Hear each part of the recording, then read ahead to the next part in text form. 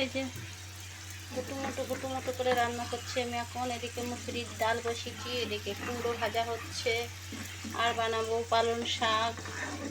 কি করব বুঝতে পারি না, কি দিয়ে কি রান্না হয় আমি নিজেও জানি না, তাই করার দরকার করছি রান্না। দেখে নাও, পালং শাক ভাজা হবে পেঁয়াজ রসুন দিয়ে। এমন করে রান্না করি, লোকে যা খাই, নিজের ইচ্ছাই তো কিছু চলে না লোকের বাড়ি, তাই লোকে যেটা খাবে সেটাই করতে হইব আমার।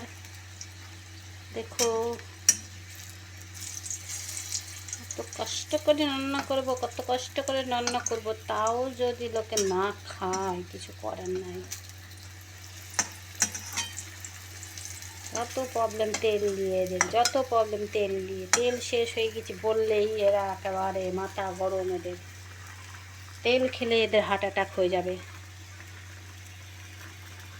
এরা মাছ মাংস, বাজার থেকে chicken pakora, pakora, burger, pizza.